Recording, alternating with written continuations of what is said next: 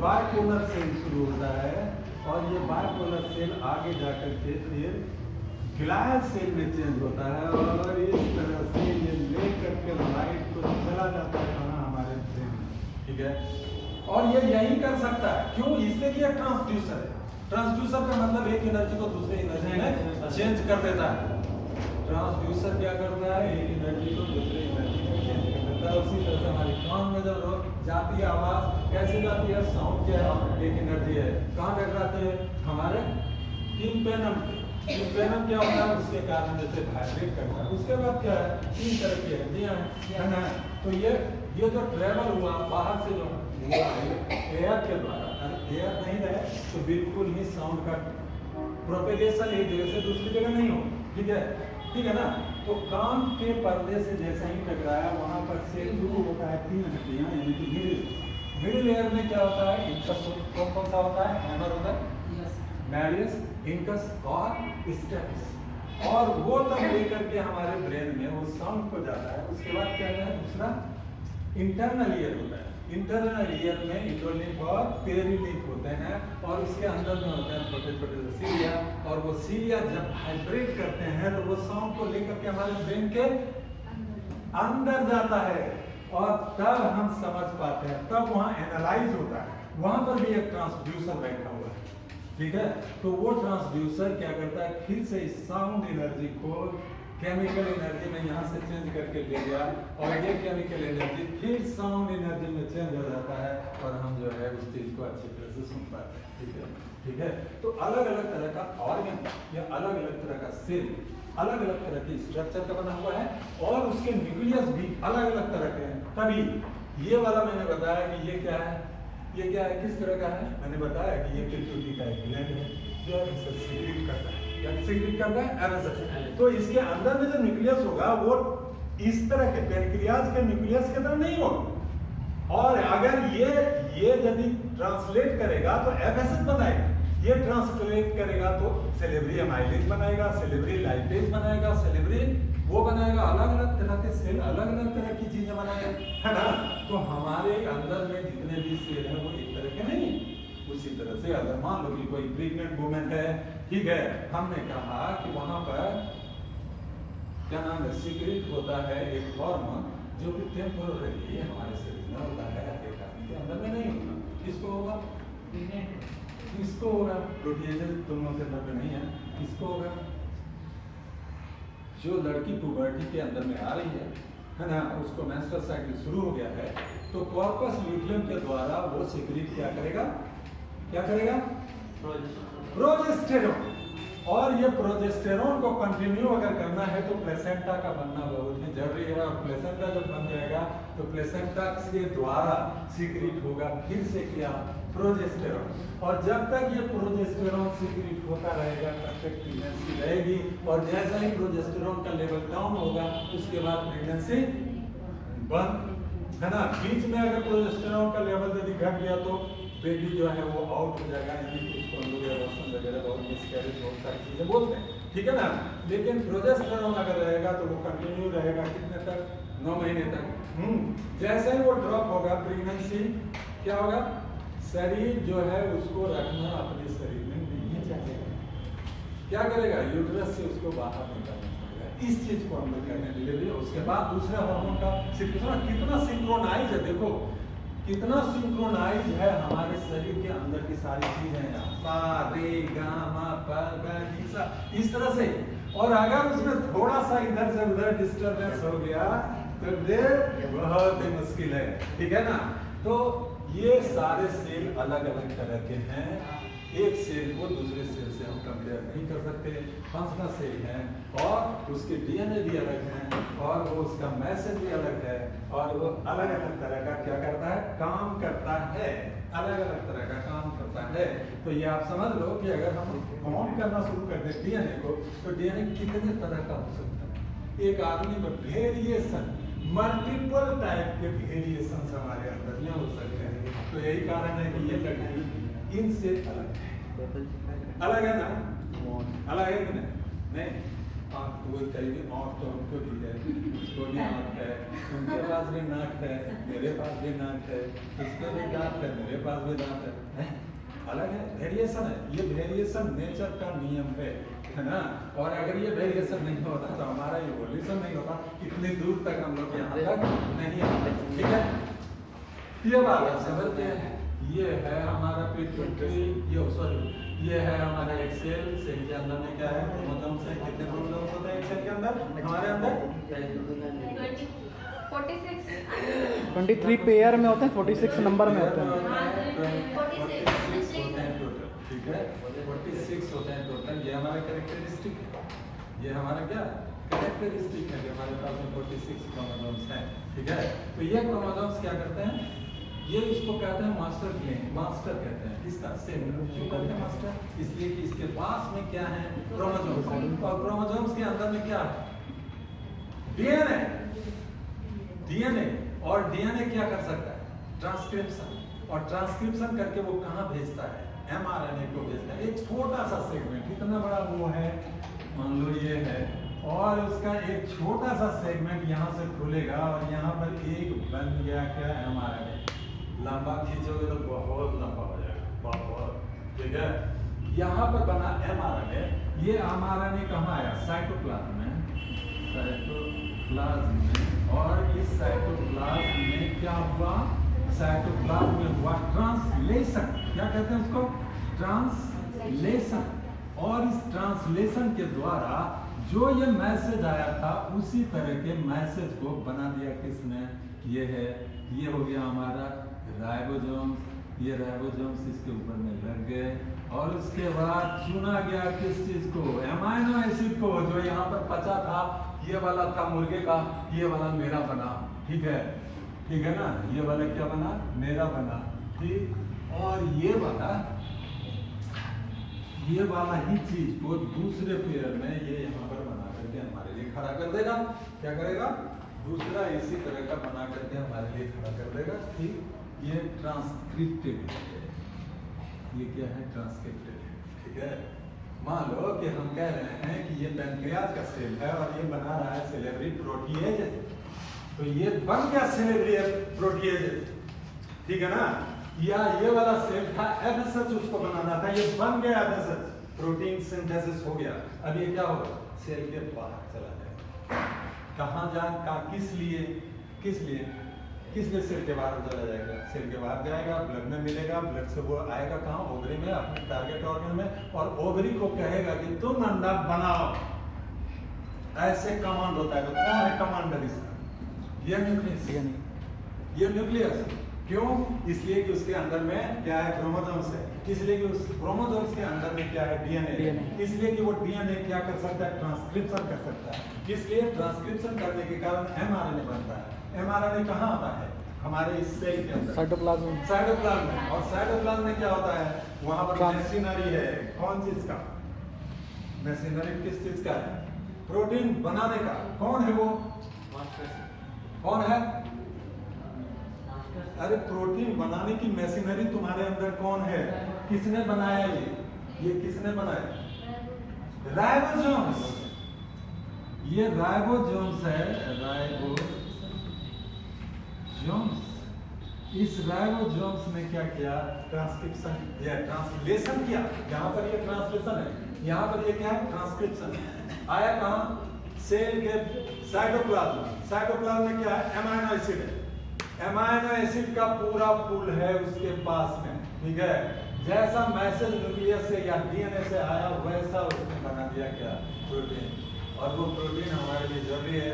जैसे मान लो कि हमने कहा कि ये पैनक्रियाज का सेल है और उसने बनाया क्या हमारे लिए, सेलेब्री एमाइलेज, या उसने बनाया हमारे लिए इंसुलिन, और वो इंसुलिन इसमें मिल गया, ब्लड में मिल गया, ब्लड से आया कहाँ, हमारे टारगेट ऑर्गन पर। टारगेट ऑर्गन कौन सा है, हमारा लीवर है। लीवर के अंदर में क्या करेगा, ग्लाइकोजेनेसिस। ग्लाइकोजेनेसिस का मतलब बहुत सारे ग्लूकोज को एक साथ में मिला करके ग्लाइकोजन बना देगा और वहाँ पर स्टोर कर देगा, या तो हमारे मसल्स में स्टोर कर देगा। क्यों? इसलिए कि वो बहुत ही जरूरी चीज़ है। जब हमको स्टार्वेशन होगा, उसकी जरूरत पड़ेगी, वो टूटेगा, ग्लूकोज में बदलेगा और वो ग्लूकोज जा करके जलेगा हमारे सेल में, और जलेगा सेल में तो क्या बनाएगा? एनर्जी। ये है पूरे कहानी, ठीक है ना? ठीक है, अब देखो हम आते हैं यहाँ पर हाइपोवोलेमिक शॉक, ठीक है? समझोगे ना बहुत अच्छा लगेगा, बहुत ही अच्छा। बहुत टाइम बेटा तुम लोगों का बदलाव जो आपको समझे, ठीक है ना? ये तुम्हारे लिए एक आखिरी चीज है जिसको तुम अगर करोगे ना तो वहाँ टॉप तक पहुँच सकते हो, जहाँ तक के बारे में तुमने कभी सोचा था, ठीक है? नहीं तो मैंने कहा ना कि अगर इस तरह से तुम लोग सोचते रहे, करते रहे, तो दाई बनना पड़ेगा। और अगर उस तरह से सोचा जिस तरह से मैं कह रहा हूँ, उस तरह से पढ़ा लिखा ना, तो निश्चित रूप से तुम वहां पर पहुंचोगे जहां पर तुमने कभी सोचा है ना? एक एएनएम जीएनएम जब भी किसी कहीं पर अपॉइंटेड होती है, किस बेसिस पे अपॉइंटेड होती है? कहा जाता था हमको कि भाई 10 तो जीएनएम को वो करके तैयार करके हमारे पास में भेजिए, जल्दी होना है, ठीक है? और जो रिकमेंड करके यहाँ से भेजते थे वो सारी लोग जाती थी वहाँ, हमारे पास तो 5 का वहाँ पर सिलेक्शन होना है 5 का, तो हमने भेजा और किसी ने भेजा और किसी ने भेजा। वहाँ पर जब गया तो उसके बाद उसका इंटरव्यू, या नहीं तो अब तो एग्ज़ाम होता है, देख लो मध्य प्रदेश में वो एग्ज़ाम जो हुआ था जीएनएम के अपॉइंटमेंट के लिए, वो कैंसिल हो गया, वो एग्ज़ाम कैंसिल हो गया, ठीक है? तो एग्ज़ाम तो लेगा, रिटर्न एग्ज़ाम ले लेगा आपसे, और उसके बाद आपको इंटरव्यू में बुलाएगा, तब ना पहुंचोगे वहां पे।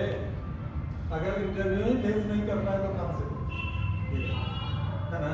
इसलिए ये सारी चीज़ों को याद रखो। अब थोड़ा सा सीरियस हो, हमको कोई भी दिक्कत नहीं है बेटा, हम यहाँ से समय काट करके चले जाएंगे, लेकिन हमको दिल में संतुष्टि नहीं होगी कि हमने अपने बच्चों के साथ में न्याय नहीं किया, ठीक है ना? इसलिए करोगे, जितना तुम करोगे, जितना आगे बढ़ेगा उतना ही हम और बनते जाएंगे, है ना? उतना ही तुमको और खींच करके ऊपर ले जाने की कोशिश करेंगे, ठीक है? तो कोशिश करो। हाँ, हाइपोवोलेमिक शॉक के बारे में बात करें।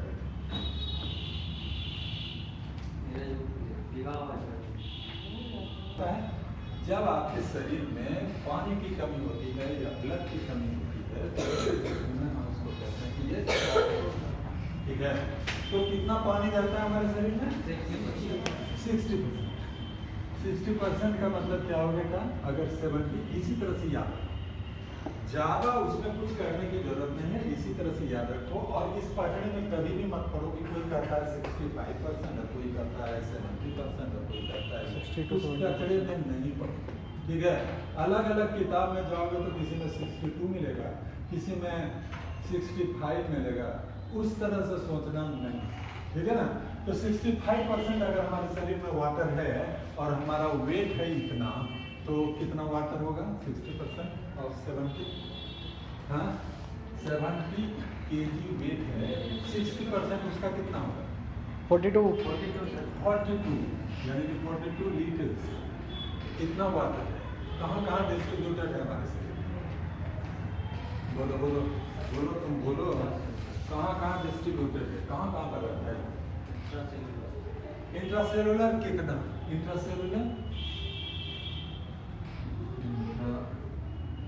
सेलुलर, अभी मैंने बताया सेलुलर, अभी मैंने बताया कि सेल के अंदर तो पानी रहता है, साइटोप्लाज्म रहता है ना, तो साइटोप्लाज्म के अंदर में पानी रहता है, ठीक है?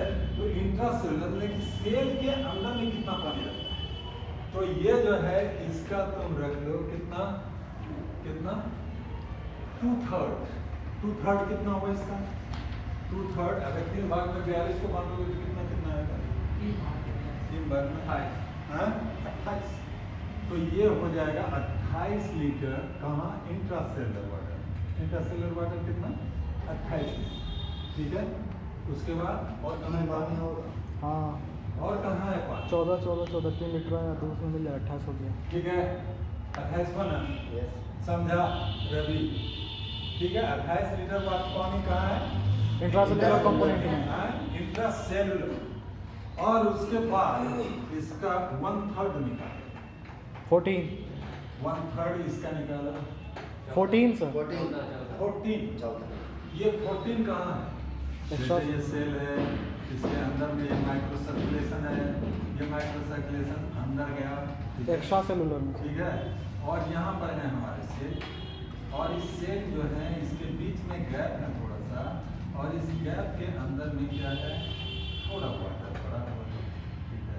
तो इस तरह का वाटर को क्या कहेंगे? इंटरसेलुलर वाटर या इंटरस्टिशियल वाटर। क्या कहेंगे? इंटरस्टिशियल। Extra cellular. सेल के बाद में तो एक्स्ट्रा बोलेंगे ना बेटा, उसको क्यों बोला इंट्रा? ताकि वो सेल के अंदर में। ये पानी कहाँ है? सेल के अंदर। ये वाला कहाँ है? बाहर। सेल के बाहर, यहाँ पर पानी, ठीक है? तो ये सेल का पानी ये कितना है? 14 लीटर। ये है कितना? 14 लीटर नहीं बल्कि 10.5 लीटर। कितना है? तो बोले 1/3 सर 10.5 लीटर, ठीक है? और बाकी कहाँ है? बाकी है हमारे ब्लड। ये है ब्लड, ये माइक्रो सर्कुलेशन है। तो पूरे सर्कुलेशन में कितना ब्लड है? 7 लीटर और 4 लीटर 3.5 लीटर आएगा। 3.5 कितना है? 3.5 लीटर 3.5 लीटर, ठीक है? तो ये हो गया क्या? कहाँ कहाँ पर है? ब्लड वेन्स वास्कुलर ब्लड है ना? ब्लड में कितना पानी है? 3.5 लीटर। इससे ये बेसिक चीजें हैं, इसको जरूर याद रखो, ठीक है? अब यहाँ पर इतना पानी है, यानी कि 42 लीटर पानी है, और ये पानी सर ये तो किसी का इंडिविजुअली वेट के हिसाब से नहीं हुआ, अगर किसी का वेट कम हुआ तो ये वेरी कर सकता है। हाँ उसी तरह से। हाँ मतलब 2/3 लेके निकालेंगे ऐसे ना। 7 वाले को निकालोगे तो 7 वाले का निकल जाएगा। 2 किलो वाला का बच्चा है तो उसके अंदर में कितना वाटर है तो सारा निकल जाएगा। ये सब कैलकुलेशन की बात है। एक एवरेज मैंने बताया कि 70 kg का ज़्यादातर आदमी होता है, और अगर 70 kg वेट का कोई आदमी है तो उसका डिस्ट्रीब्यूशन ऑफ वाटर इस तरह से होगा, ठीक है? अगर ये वाटर घट जाए तो ये वाटर अगर घट जाए तो क्या होगा?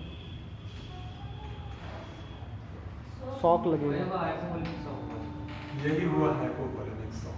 सर यहाँ इसमें 1/3 की है तो 10.5 और 3.5 नहीं देखता।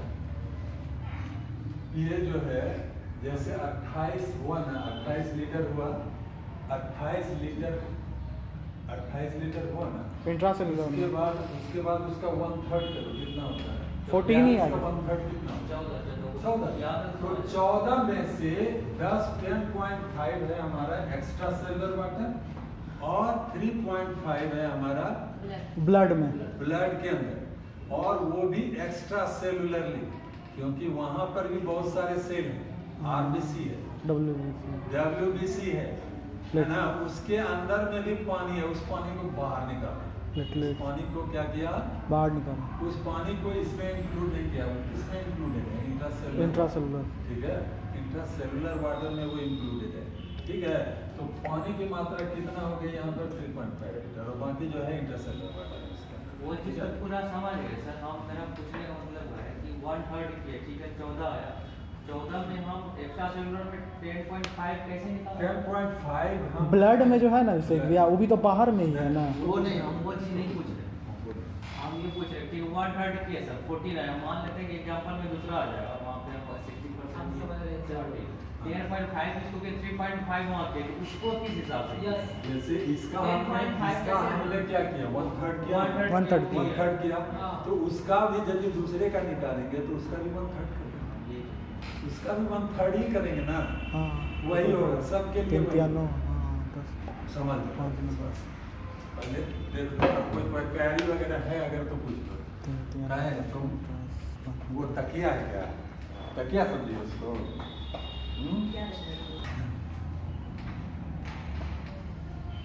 किसी का भी निकाल करके देखिए, दिमाग में बैठ जाए।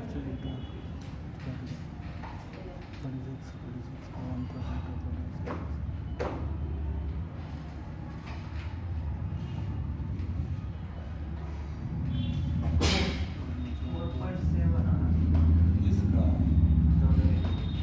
14 लीटर का ब्लड, और 3/4 कहाँ रहता है? एक्स्ट्रा सेलुलर कंपोनेंट में। क्लियर है ना? अच्छा किया, ये दिमाग लगाता है, ठीक है ना? तो 1/4 का आ जाता है, सर अब कोई भी वेट देगा, कोई कुछ देगा। हाँ, वन कितना रहता है? 1/4 रहता है हमारे ब्लड में एक्स्ट्रा सेलुलर, और बाकी 3/4 कहाँ रहता है? हमारे एक्स्ट्रा सेलुलर कंपोनेंट, ठीक है ना? क्लियर है?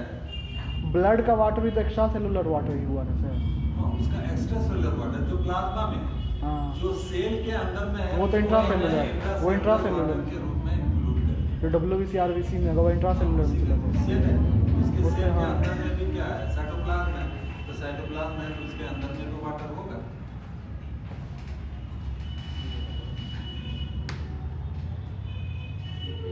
क्या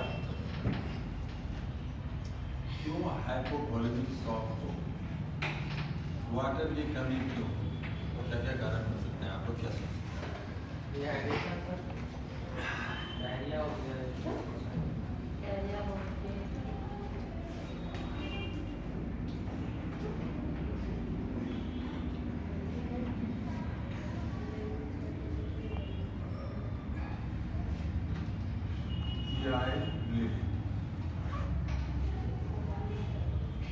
इस तरह से पढ़ना पड़ेगा। जीआई पूछे तो इसका मतलब क्या? जीआई मतलब हाँ, ग्लोब्यूलिन आई। Globulin immune. कोई और कुछ एडवेंचर सुनाओ ताकि हमारा भी दिल गदगद हो जाए। अच्छा सर, वो हो गया गैस्ट्रोइंटेस्टिनल ब्लीडिंग। यस, ये है गैस्ट्रोइंटेस्टिनल ब्लीडिंग। Yes sir.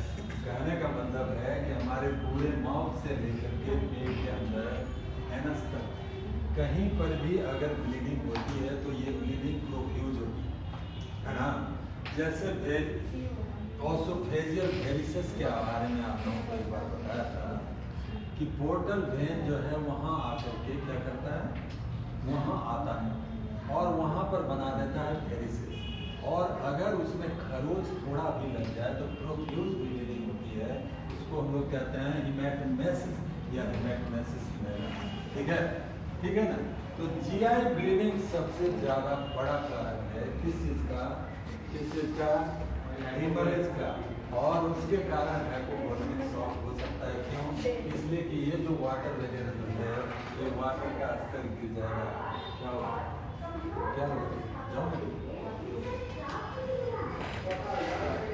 अगर कोई सर कम पानी पी रहा है उसकी वजह से हो सकता है। बहुत सारा कारण है।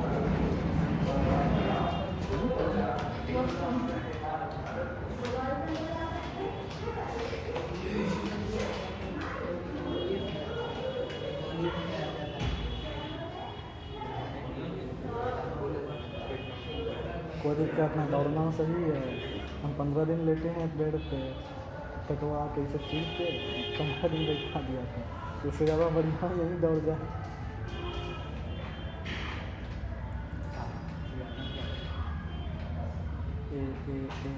इसका मतलब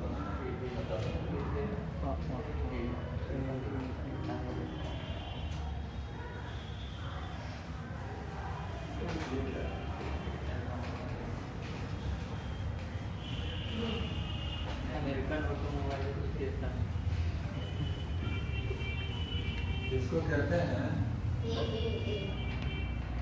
abdominal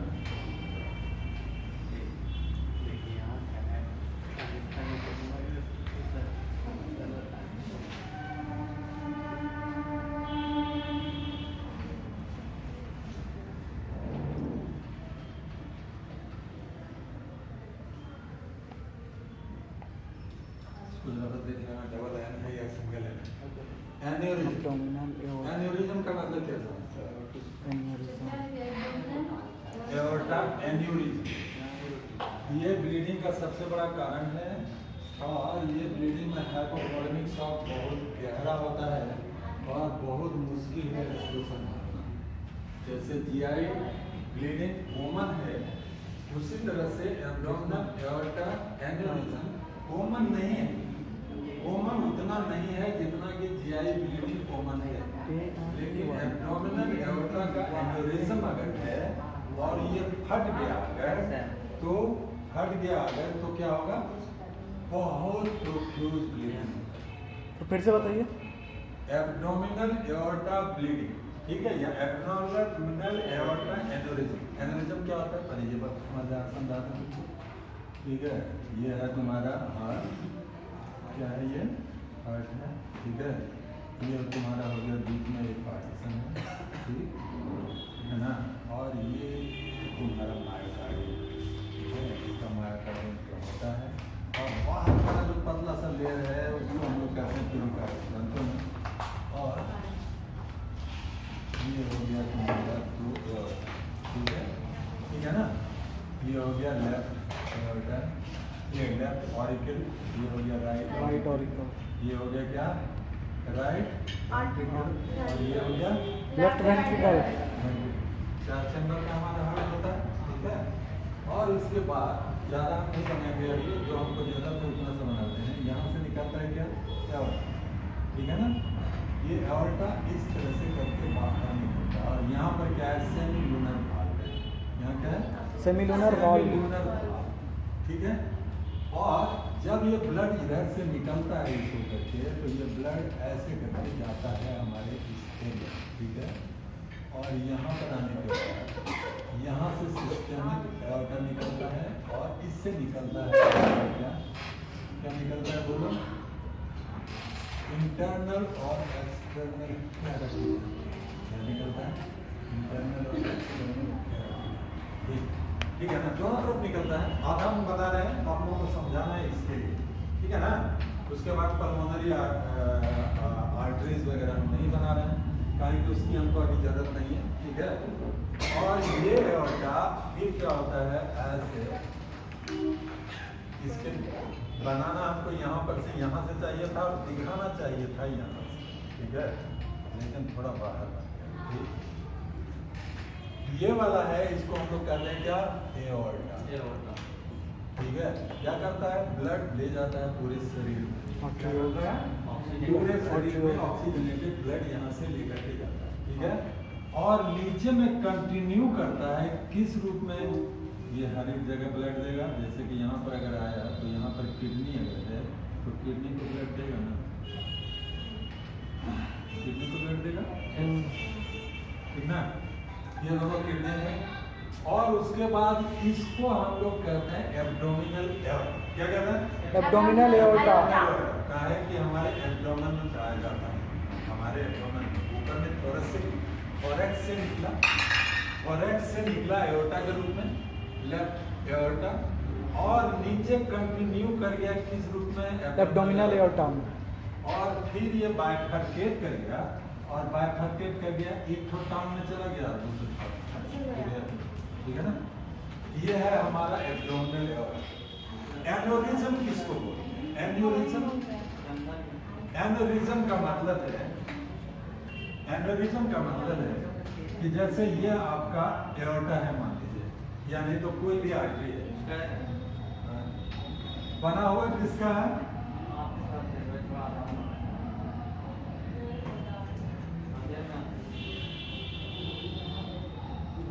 ये मसल है, अंदर का जो लेयर है उसको हम लोग कहते हैं क्या, इंटीमा। ये मस्कुलर लेयर जो है इसको हम लोग बोलते हैं ट्यूनिका मीडिया।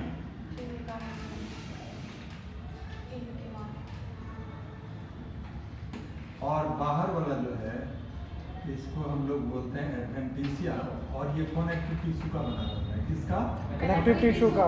ये वाला क्या है, एडवेंटिशिया, एडवेंटिशिया, टिशिया, एडवेंटिशिया। तो 3 लेयर है ना बेटा, तो नीचे में भी 3 लेयर होगा। हाँ। और ये पूरा मस्कुलर एरिया है क्या, जिसको हम लोग बोलते हैं ट्यूनिका मीडिया। इसमें क्या है, मसल बने हुए हैं, यानी कि स्मूथ मसल्स भरे हुए हैं, ठीक है। मसल्स अगर भरे हुए हैं तो इसका मतलब है कि ये जो है कॉन्ट्रैक्ट करेगा, और क्या करेगा, कॉन्ट्रैक्ट के साथ साथ रिक्वाइल, कॉन्ट्रैक्ट के साथ साथ कॉन्ट्रैक्ट करेगा तो छोटा हो जाएगा, और उसके बाद रिक्वाइल करेगा तो बड़ा, मतलब इसके अंदर में इलास्टिसिटी है। जैसे किसी भी रबर को आप खींचते हो तो क्या बड़ा हो जाता है, फोर्स लगाते हो, ठीक है, और जब छोड़ते हो सिकुड़ जाता है। recoil करता है, ठीक है। ये वाला इलास्टिसिटी या रिक्वायरिंग की कैपेसिटी हमारे हर एक आर्टरीज में है, ये सारे हमारे हर एक आर्टरीज में है, लेकिन ढंग के जरा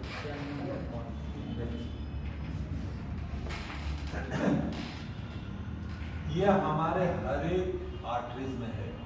हर एक ये स्मूथ क्या- मसल में भी तो हो सकता है। हाँ? हर एक स्मूथ मसल में, क्या जितना भी स्मूथ मसल्स है बॉडी में, सब जगह इलास्टिसिटी वाला होगा ना ये। इलास्टिसिटी हाँ, नेचर। देखो सब जगह तुम्हारे लीवर में है क्या है, स्मूथ मसल है। मेमोरी ग्लैंड में क्या है, स्मूथ मसल है। तुम्हारे इंटेस्टाइन में क्या है, स्मूथ स्मूथ मसल मसल है। स्टमक में क्या है, स्मूथ मसल है। और जितना स्मूथ मसल है सभी वो मसल। इनर्वेटेड तुम्हारे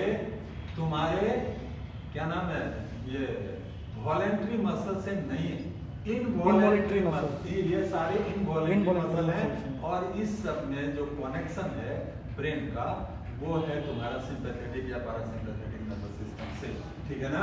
तो ये हम कर सकते हैं ऐसा, लेकिन अगर नर्व है या ये क्या नाम है, एओर्टा एओर्टा है, तो नहीं उसको कर हम सकते अपनी हैं। इच्छा से तो नहीं कर सकते, इसलिए इसके अंदर में क्या है, इसको कर सकते, ठीक है। तो ये स्मूथ मसल इधर भी वैसे ही है, ये एडवेंटिशिया हुआ, ये अंदर वाला हुआ इंटीमा।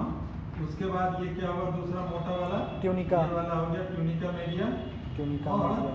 ये ट्यूनिका मीडिया है, और उसके बाहर वाला हो गया एडवेंटिशिया, ठीक है, एडवेंटिशिया। ठीक है ना।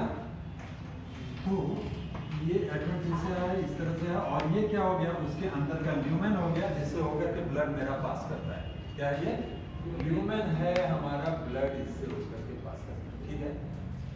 अगर किसी भी कारण से ये वाला मसल जो है ये कमजोर हो जाए, या एडवेंटिशिया कमजोर हो जाए, मेन है मसल कमजोर हो जाए, तो वैसे में क्या होगा, ये वाला पूरा एरिया इस तरह से, मसल के कारण वो मजबूत था ना, मसल वहां से हट गया। कारण कुछ भी हो सकता है, कारण हो सकता है जेनेटिक कारण हो सकता है, कारण हो सकता है उसका